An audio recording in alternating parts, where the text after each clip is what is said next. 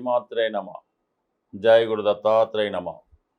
ఈ వీడియోలో మనం కర్కాటక రాశి వారికి డిసెంబర్ 21 నుంచి 27 మధ్యలో జరగబోయే వార ఫలాలు పరిశీలించినప్పుడు మరి కర్కాటక రాశి వారికి ఈ వారంలో ఒక విజయ యోగం లాంటిది ఏర్పడడం జరిగింది. అంటే ఏదన్నా ఒక సక్సెస్ అన్నది ఈ వారం మీరు చూడబోతున్నారు.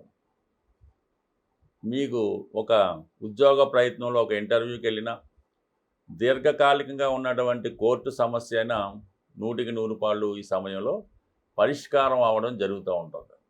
అలాగే ఈ వారంలో మీ యొక్క దగ్గర బంధువులు, అన్నదమ్ములతో కానీ, తండ్రి గారితో కానీ, లేదంటే మీ అత్తవారి తరపు బంధువులతో కానీ తీవ్రమైన విభేదాలు, మనస్పర్ధలు వచ్చే అవకాశం ఉన్నది.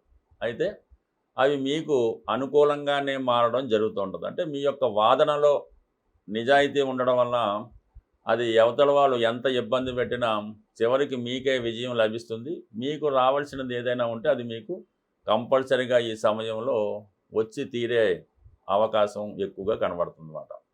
ముఖ్యంగా కర్కాటక రాశి వారికి కుజుడు యోగకారకుడు, అలాగే రవి ధనాధిపతి, అలాగే కుటుంబ స్థానాధిపతిగా ఉన్నటువంటి రవి 6వ స్థాన సంచారం వల్ల కుటుంబ సభ్యులతో విభేదాలు వస్తాయి. ఆర్థిక పరమైనటువంటి విషయాల్లో పరస్పర విభేదాల వల్ల అయితే తప్పకుండా మీకు రావాల్సిందైతే వస్తుంది. అలాగే కుజుడు మీకు దశమాధిపతిగా 6లో ఉండడం వల్ల ఉద్యోగ ప్రయత్నం చేస్తున్న వారికి ఉద్యోగపరమైనటువంటి ఇంటర్వ్యూలో సక్సెస్ అవుతారు. అయితే మీరు ఆల్రెడీ ఉద్యోగంలో ఉంటే సహ ఉద్యోగులు కానీ, మీ అధికారులు కానీ మిమ్మల్ని ఏదో విధంగా ఇబ్బంది పెట్టాలనే ప్రయత్నం చేస్తుంటారు. కొన్ని అభాండాలు, తప్పులు మీ మీద పెట్టడం జరుగుతూ ఉంటుంది. దాన్ని మీరు రుజువు చేసుకునే ప్రయత్నంలో కష్టపడినప్పుడు కూడా దాని మీద మంచి సక్సెస్ అన్నది పొందడం జరుగుతూ ఉంటుంది. అంటే ఏదన్నా మీకు ప్రస్తుతం 12వ స్థానంలో ఉన్నటువంటి గురువు 6వ స్థానాన్ని వీక్షించడం వల్ల కొన్ని సమస్యల్ని శాశ్వతంగా పరిష్కరించుకునే ప్రయత్నం చేస్తారు. మరి కొంతమందికి ఏంటంటే హెల్త్ ప్రాబ్లమ్స్ లాంటివి ఏమన్నా అవి సర్జరీ లాంటివి చేసుకోవడం కానీ, ట్రీట్మెంట్ చేసుకోవడం వల్ల మీరు ఇటువంటి అనారోగ్య సమస్యల నుంచి కూడా బయటపడే అవకాశం ఉన్నది. అయితే ప్రధానంగా ఏమైందంటే శుక్రుడు మనకి లాభాధిపతిగా, చతుర్థాధిపతిగా 6వ స్థానంలో ఉండడం వల్ల కొంతవరకు వాహనాల వల్ల, స్థిరాస్తుల వల్ల ఇబ్బందులు వచ్చే అవకాశం ఉంది. ఇదే సమయంలో మీ మదర్ యొక్క ఆరోగ్యం ఇబ్బంది పడడం కానీ, అంటే ఆవిడతో మీకు మనస్పర్ధలు, విభేదాలు రావడం కానీ జరుగుతూ ఉంటుంది. అంటే చాలా సందర్భాల్లో ఈ సమయంలో మీరు ఎదుటవారిని అపార్థం చేసుకుంటూ ఉంటారన్నమాట. వాళ్ళు మీకేదో అన్యాయం చేస్తున్నారన్నటువంటి ఒక ఫీలింగ్ మీకు రావడం వల్ల ఎమోషనల్గా తొందరపడి ఈ విధంగా మీరు వాళ్ళతో విభేదాలు తీసుకురావడం జరుగుతుంటుంది. నిజానికి వాళ్ళు మీ మంచి కోరే కొన్ని చేస్తూ ఉంటారు, కానీ అది మీరు అర్థం చేసుకోలేకపోవడం వల్ల కొన్ని విభేదాలు రావడం జరుగుతూ ఉంటుంది. అలాగే ప్రధానంగా ఈ రాశిలో ఉన్నటువంటి స్త్రీలు అటు భర్త గారితో కానీ, అత్తవారి తరపు బంధువులతో కానీ విభేదాలు సృష్టించుకొని కొంత మానసికంగా అలజడి సృష్టించుకోవడం జరుగుతూ ఉంటుంది. అలాగే వాళ్ళ యొక్క ఆరోగ్యపరంగా కూడా కొన్ని అనారోగ్య సమస్యలు ఎదుర్కోవడం జరుగుతూ ఉంటుంది. తప్పనిసరిగా ఏదైనా వైద్యం లాంటిది చేసుకోవడం జరుగుతూ ఉంటుంది.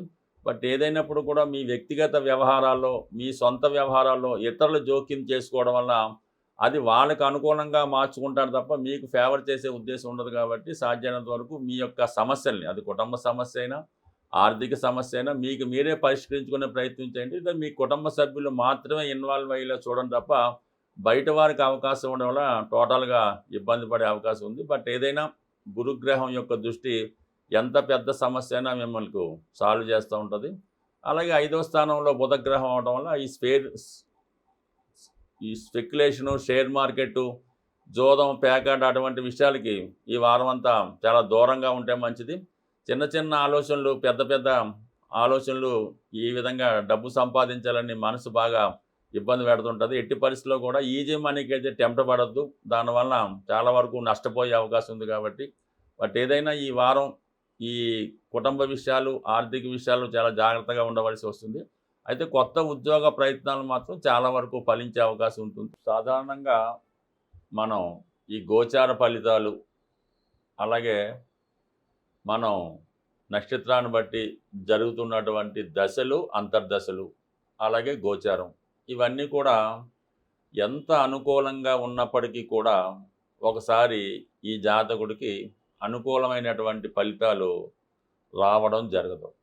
దానికి ప్రధాన కారణం ఏంటంటే, మీరు నివసిస్తున్నటువంటి గృహం, అలా ఏదంటే మీ యొక్క వ్యాపార సంస్థ, అంటే మీకు ఏవైతే చరాస్తులు ఉన్నాయో, అంటే ఎక్కువగా ఆస్తులు, వీటిలో ఉన్నటువంటి వాస్తు దోషం మీ యొక్క జాతక ఫలితాలని, అదృష్టాన్ని ఆఫ్ చేయడం జరుగుతూ ఉంటుంది. సో ఈ విధంగా మీరు నివసిస్తున్న గృహాన్ని ముందు సరిచేసుకుంటే ఈ గోచార ఫలితాలు కానీ, దశ అంతర్దశ ఫలితాలు కానీ అనుకూలంగా రావడం జరుగుతుంటుంది. ఉదాహరణకి మీ గృహంలో తూర్పు దిక్కు దోషం ఉంటే రవి యొక్క ఫలితం మీకు పొందలేకపోతుంటారు. దానివల్ల ఏంటంటే అనారోగ్యం, నిరుద్యోగ సమస్య, యజమానికి అవమానం కలగడం జరుగుతూ ఉంటుంది. అదే ఆగ్నేయ దోషం ఉన్నప్పుడు శుక్రగ్రహం ఆగ్రహానికి గురవుతూ ఉంటాడు. దానివల్ల భార్యకి అనారోగ్య సమస్యలు, కుటుంబంలో అమ్మాయిలకి, ఆడపిల్లలకి వివాహం జరగకపోవడం, అలాగే వారి యొక్క వివాహ జీవితం సరిగ్గా లేకపోవడం వల్ల తరచూ పుట్టింట్లోనే స్టే చేయడం జరుగుతూ ఉంటుంది. అలాగే దక్షిణ దిక్కు దోషం ఉంటే కుజుడు ఇబ్బంది పెడతా ఉంటాడు. అంటే రుణ బాధలు, ఇంట్లో మగపిల్లలకి చెడు వ్యసనాలు, అలాగే అప్పుల బాధలు, వివాహాలు వాయిదా పడడం జరుగుతూ ఉంటుంది. అలాగే నైరుతి దోషం ఉన్నప్పుడు రాహు యొక్క ఆగ్రహానికి గురవుతూ ఉంటారు. అంటే యజమానికి హెల్త్ ప్రాబ్లమ్స్, యజమాని మొండిగా వ్యవహరించడం, ఎవరి మాట వినకపోవడం, ఆ ఇంట్లో అందరితో యజమానికి విరోధం ఉండడం జరుగుతూ ఉంటుంది. అలాగే వాయువ్య దోషం ఉన్నప్పుడు ఒక 100 రూపాయలు అప్పు ఉన్నా సరే తీర్చలేకపోతుంటాం. ఆ ఇంట్లో ప్రేమ వ్యవహారాలు, అక్రమ సంబంధాలు, అలాగే జోదం, ఎలాంటి వ్యసనాలకు లోనవడం వల్ల అటు యజమాని అలాగే పిల్లలు కూడా ఇబ్బంది పడుతూ ఉంటారు. ముఖ్యంగా అమ్మాయిలు ప్రేమ వ్యవహారాల్లో చిక్కుకొని ఇబ్బంది పడుతూ ఉంటారు. అలాగే ఉత్తరం దిక్కు దోషం ఉండడం వల్ల ఆర్థికపరమైన సమస్యలు, స్త్రీలకి అనారోగ్య సమస్యలు, మరి ఆర్థిక సమస్యల కారణంగా ఇంట్లో పిల్లలకి వివాహాలు చేయలేకపోవడం జరుగుతూ ఉంటుంది. ఈశాన్య దోషం వల్ల గురుగ్రహం ఇబ్బంది పడడం వల్ల మరి ఆ ఇంట్లో శుభకార్యాలు వాయిదా పడుతుంటాయి. ఎక్కువగా ప్రథమ సంతానానికి ఉద్యోగం లేకుండా ఇబ్బంది పడుతుంటారు.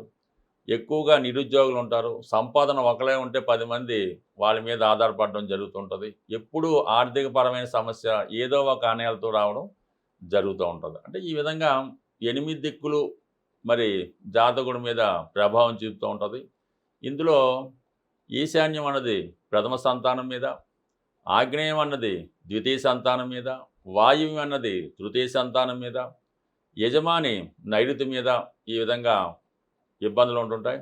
ముఖ్యంగా గృహంలో ఉన్నటువంటి టాయిలెట్లు సరైనటువంటి దిశలో లేకపోతుంటే ఆ ఇంట్లో ఉన్నవారికి చెడు వ్యసనాలు, నిరుద్యోగ సమస్య ఎక్కువగా ఉండడం జరుగుతుంటుంది.